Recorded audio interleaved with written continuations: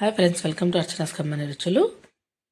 సరే కదా, sweet halwa super టేస్టీగా ఉంది.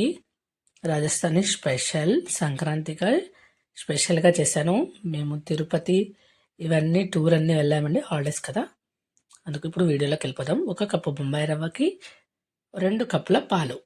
ఇలా నేను 2 కప్పుల రవ్వకి 4 కప్పుల పాలు వేసి ఒక 10 నిమిషాలు నానపెట్టి పక్కన పెట్టేసుకోవాలి. బాగా కలిపేసుకోండి. ఇది చిన్న బౌల్ అయింది కదా, మళ్ళీ నేను పెద్ద బౌల్లోకి వేసాను. మేము తిరుపతికి వెళ్ళాము. మీరు ఏ టూర్లకు వెళ్ళారో కామెంట్లో చెప్పండి. చూడండి, అన్ని టూర్లు అనేది తిరిగి కోల్డ్ కాఫ్ అన్నీ వచ్చేసాయి, ఫీవర్ కూడా వచ్చేసింది. అందుకే వీడియోలు సరిగా పెట్టట్లేదు. ఇప్పుడు చూడండి, అలానే ఉంది వాయిస్ కూడా. ముందుగా ఈ స్వీట్ నచ్చింది అనుకోండి, మీకు మా ఛానల్ లైక్ చేయండి, సబ్స్క్రైబ్ చేసుకోండి. అది రవ్వ నానిపోయింది కదా. ఇప్పుడు 3/4 కప్పు నెయ్యి మాత్రమే వేసుకోవాలి. 1 కప్పు చక్కెర వేసుకొని బాగా కలుపుకోండి.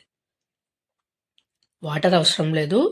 నెయ్యిలోనే చక్కెర అంతా కరిగిపోయిన తర్వాత మనం ముందుగా నానబెట్టుకున్నాం కదా, రవ్వ అంతా వేసేసి కలుపుతూ ఉండాలి ఫాస్ట్గా. ఫస్ట్ వేసినప్పుడు కొంచెం ఎగురుతుంది, జాగ్రత్తగా కలుపుకోండి.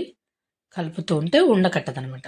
ఎక్కడైనా చిన్న చిన్న ఉండలు కట్టినాయనుకోండి, గరిటెతో ఒకసారి అలా ప్రెస్ చేసేసేయండి, వెళ్ళిపోతుంది. ఉండకట్టకుండా లో ఫ్లేమ్ మీద బాగా కలుపుతూ ఉండాలి. అది దగ్గరగా అయ్యే వరకు. నెయ్యిలోనే రవ్వ మొత్తం ఉడికిపోతుంది అనమాట.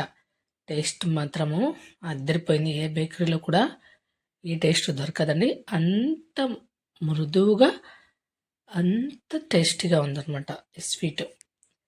తొందరగా అయిపోతుందండి. ఎవరైనా ఇంటికి గెస్ట్లు వచ్చినప్పుడు ఏం చేయాలని ఆలోచిస్తాం కదా మనము. ఈ స్వీట్ చేసి పెట్టండి, చాలా ఈజీగా, చాలా తొందరగా అయిపోతుంది. మొత్తం నెయ్యితోనే. ఎంత బాగుందంటే టేస్ట్ మాత్రం చాలా పర్ఫెక్ట్గా ఉంది.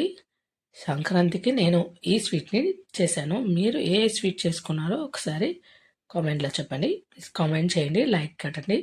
చివరిగా అయిపోయింది కదా, చివరిగా గోడంబి పౌడర్ని వేసుకుంటున్నాను నేను. వేసుకొని ఒక్కసారి కలిపేసుకున్నా. ఇలాచీ పౌడరును గోడంబి పౌడర్ని, గోడంబిని తురిమా అనమాట, చిన్నగా వేసి అంత కలిపేసుకొని స్టవ్ ఆపేసేసుకోండి. అంతే. ఇంకా చూసారు కదా, బాగా దగ్గరగా అయిపోయింది కదా, ఉప్మా లాగా అయిపోయింది. ఈ కన్సిస్టెన్సీ వచ్చిందంటే ఇంకా రెడీ అయిపోయినట్టేనండి. చూసారు కదా, చూస్తుంటే మీకు అలా అనిపిస్తుంది, కానీ టేస్ట్ మాత్రం చాలా బాగుంది. మీరు ఖచ్చితంగా చేసుకొని అప్పుడు నాకు చెప్పండి ఎలా ఉందో టేస్ట్, కామెంట్లో చెప్పండి. అంతే. అంత బౌల్లోకి వేసేసుకొని మీకు డ్రై ఫ్రూట్స్ ఏవి నచ్చితే అవి వేసుకోవచ్చు. నేను గోడంబి పౌడర్ కొంచెం వేసి గోడంబిల్ని డెకరేషన్గా ఇలా పెట్టానండి. మీకు నచ్చితే లైక్ చేయండి, సబ్స్క్రైబ్ చేసుకోండి.